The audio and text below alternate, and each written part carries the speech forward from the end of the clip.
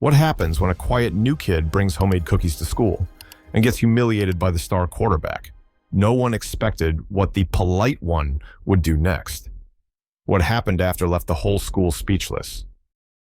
Let me tell you about a morning that should have been just another Monday, but turned into something else entirely. Sun was shining, birds chirping like they were paid to, and the school bus rolled up to Westview High with that signature screech that made half the kids already want to go back home. And out steps James Brooks, tall, clean-cut, polite like his mama raised him right, holding a neatly wrapped box of homemade cookies like it was a peace offering. Now, James wasn't just the new kid. He was the new black kid, fresh out of Atlanta, just moved up with his mama after life knocked him sideways. He looked around that school like he was walking into a courtroom, not a classroom. Head high, but not too high. That kind of posture you learn when you know the world's watching and judging.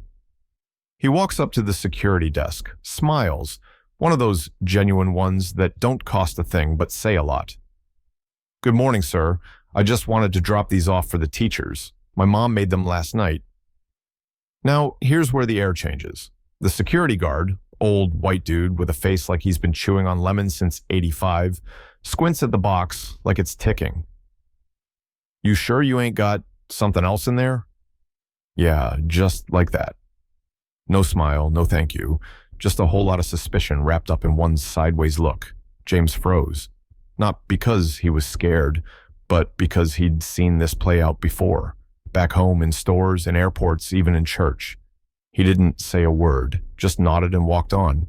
And man, if you thought that was the end of it, no sir. He stepped into Westview's halls and the whole energy shifted. Whispers followed him like shadows, not loud enough to quote, but just loud enough to sting. You know the kind, where folks try to pretend like they're not looking when they absolutely are, like they just saw something they didn't think belonged. But James? He kept walking, not because it didn't hurt, but because he was used to keeping his pain on silent. When he got to the cafeteria, it smelled like cheap pizza and adolescent regret. He sat alone until this girl, Claire, pulled up a chair. White girl, smart eyes, tired of the nonsense around her. "I saw you with the cookies earlier," she said. "That was sweet. Most of these teachers don't even deserve a stick of gum, let alone something your mom made." James chuckled. For the first time that morning, his shoulders dropped just a little. Maybe, just maybe, it wouldn't be so bad. But then in walked Tyler Hansen, captain of the football team, blonde, tall, loud, and entirely too comfortable. You know the type, thinks the school's his personal kingdom and everyone else is just passing through. He strutted in like he owned the walls and brought his little wolf pack of varsity clones with him. He spotted Claire sitting with James and made a beeline, dripping entitlement with every step. "Claire, you adopting now, or just auditioning for Save the New Kid?" Claire rolled her eyes. James didn't flinch. Tyler didn't like that. He snatched the cookie box right off the table, opened it, gave it a dramatic sniff like he was inspecting evidence on some cop show, and, with a smug little smirk, dumped the whole thing into the trash. Cookies. Gone. Just like that. James stood, calm but tall. "That was for the teachers. My mom stayed up baking those." Tyler turned, still grinning. "Aw, how touching. Trying to bribe your way into good graces? Or are you just doing community service early?" Laughter exploded behind him like fireworks. Not the kind you hear on the 4th of July, the kind that says, "We got power and you don't." Claire stood furious. But James? He didn't move. He didn't swing. Didn't shout. He just clenched his fists, jaw tight, and stepped back. Walked away slow, like a man carrying a weight no one else could see. You ever feel like you're walking through a room where everybody already made up their mind about you before you even opened your mouth? That was James's Tuesday morning. The second he stepped on campus, he felt it. The whispers weren't whispers anymore. They were statements. And they weren't all said out loud, but they hit like bricks just the same. Someone had posted the video. Yep, that video. Tyler trashing the cookies like it was a game. That smug little performance had made its way around the school faster than the bell schedule. The internet did what it does best. Turned something ugly into entertainment. Some kids reposted it with laughing emojis. Others tried to defend James in the comments. But none of it mattered once he walked back into those halls, because suddenly he wasn't just the new kid from Atlanta. He was the one who brought cookies and got clowned. And instead of sympathy, he got distance, cold shoulders, quick glances, that classic fake smile before the eyes drop and people pretend they don't see you. Even Claire, who'd stood up for him the day before, looked like she didn't know whether to say hi or give him space. Not out of malice, just fear of what it meant to be seen with him now. James kept his head high, not because he was unfazed, but because he refused to let them see the sting. But oh, it was stinging all right. Third period, biology. Miss Clark, now let me paint you this woman. Early 50s, gray bob that's more helmet than hair, blazer so stiff it could walk on its own, and a look like she smelled something sour every day since '98. She's handing back the quizzes from last week. Kids flip their papers over, some groan, some smile. When she gets to James, she doesn't hand it to him. She just stares. Long, cold, calculated. Too perfect, she says, loud enough for the row behind him to hear. All the right answers. Bit too convenient, don't you think? James blinks, once, calmly. I studied, that's all. Miss Clark gives this little smirk, the kind that says, I don't believe you, but I'm not going to say it outright. I'll just make sure everyone else hears it. Well, she sniffs, we'll see how long that luck lasts. She moves on without giving him his paper, and just like that, a seed of doubt is planted. One of those invisible stains that follows you even when you're clean. James sits back, quiet, but his jaw clenches so tight you'd think he was holding back an earthquake. By lunch, he's had enough. He skips the cafeteria, goes straight to the gym, emptiest place in the whole school. No one cares about the mats unless they're tripping over them. He pulls off his jacket, ties his belt tight, and starts to move. Fast, focused, like he's exhaling something heavy. Hands slicing air like it insulted his mother. Feet hitting the mat with the rhythm of legacy. Every move sharp, precise, measured, not angry, clear. This isn't just muscle memory. It's soul memory. Passed down from his grandfather, polished by hours in basements and backyard dojos. This was discipline, not violence. This was his therapy. Then the door opened, slammed, actually.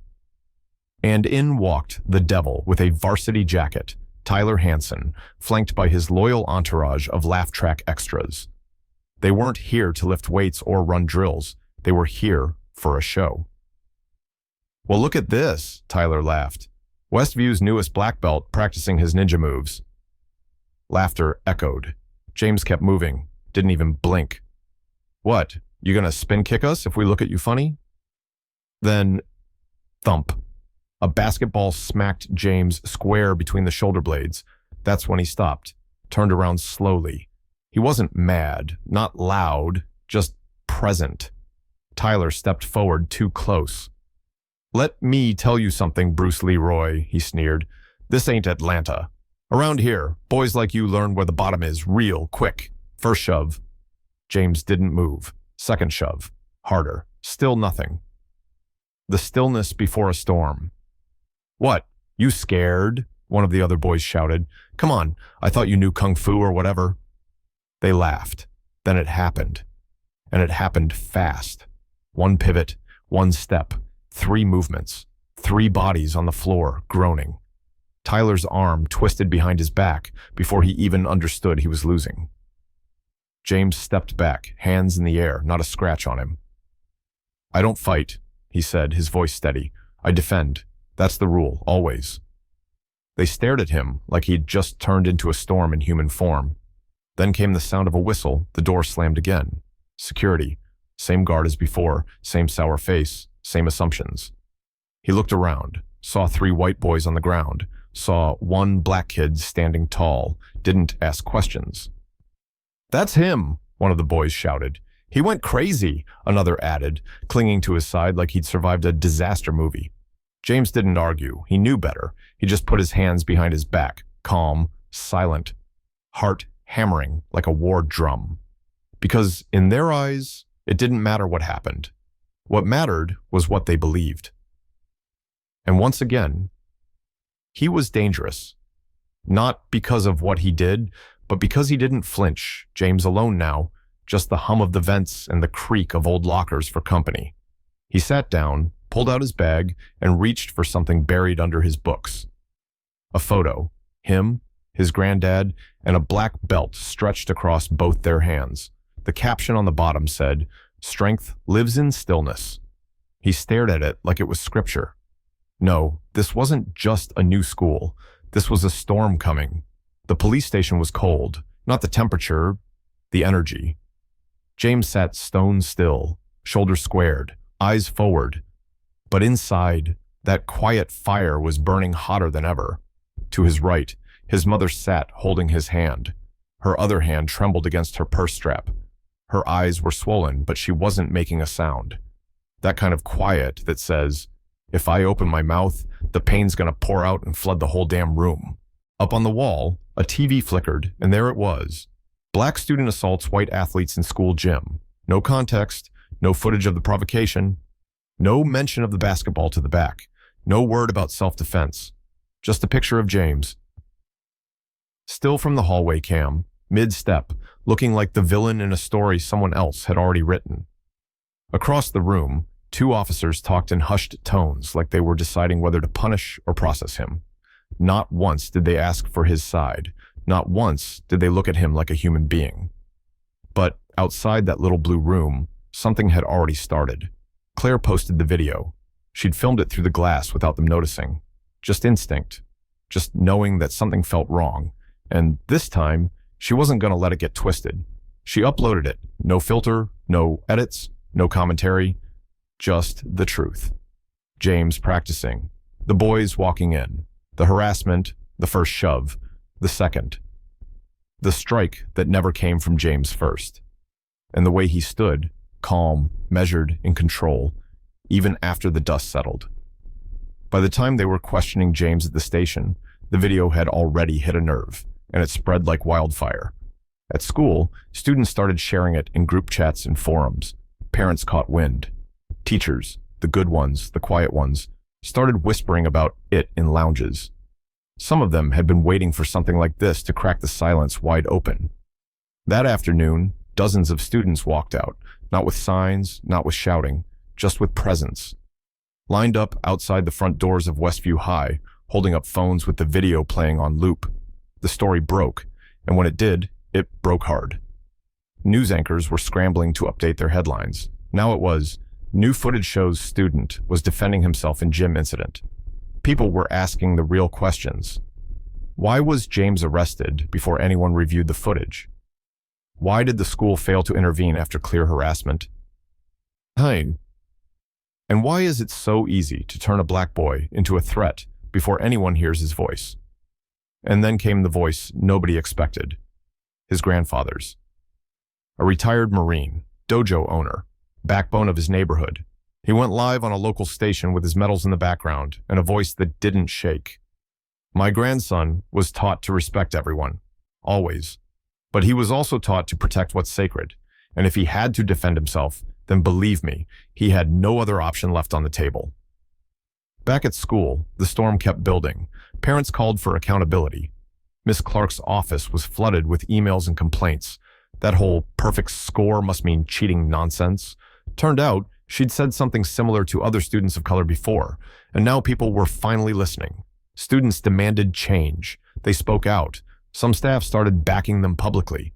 A few others just tried to keep their heads down. But silence was no longer safe. Even Tyler's daddy, Mr. Clean and Connected, proud member of the school board, had to make a statement. Sometimes we don't want to see the truth because it makes us uncomfortable, but that doesn't make it any less true. And if we want our children to grow into better men, we have to hold them accountable when they fall short. Now, that caused some ripple effects. Tyler didn't admit anything, of course, still walked around with that same smirk, but it didn't hit the same anymore, because people saw him now, really saw him. He wasn't the star anymore, he was the warning sign. James was cleared, charges dropped, statement retracted, and when he came back to school, it wasn't with balloons and banners. It wasn't a hero's welcome. It was quiet and powerful. He walked the halls the same way he did on day one, tall, calm, aware. But this time, folks looked at him differently. Some nodded, some stepped aside, not out of fear, out of respect. That morning, James carried another box of cookies to the teacher's lounge. Chocolate chip this time, still warm. He placed it on the table gently, looked up at the security guard, same one from his first day. "They're homemade, you can check if you want." The man didn't say a word, just looked down. The silence said enough. James turned, walked out.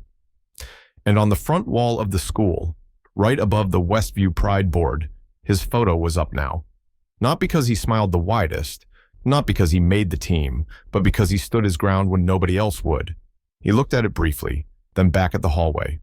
No grin, just a quiet nod. Because this time, he knew he wasn't alone anymore.